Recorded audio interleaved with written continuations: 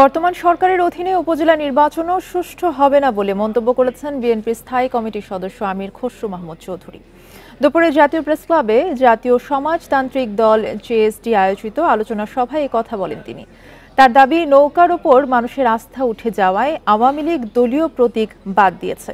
তিনি অভিযোগ করেন, ভয়ভীতির পরিবেশ তৈরি করে ক্ষমতায় টিকে আছে সরকার। স্বাধীনতার 52 বছর পরেও গণতন্ত্র, ভোটাধিকার না থাকা জাতির জন্য লজ্জাজনক বলেও মন্তব্য করেন তিনি। আলোচনা সভায় বক্তারা বলেন, বিদ্যুৎ, গ্যাস সহ নিত্য পণ্যের দাম বৃদ্ধিতে সাধারণ মানুষ অসহায়। এ সময় গণতান্ত্রিক অধিকার রক্ষায় ঐক্যবদ্ধ আন্দোলন চালিয়ে যাওয়ার কথা জানান নেতারা।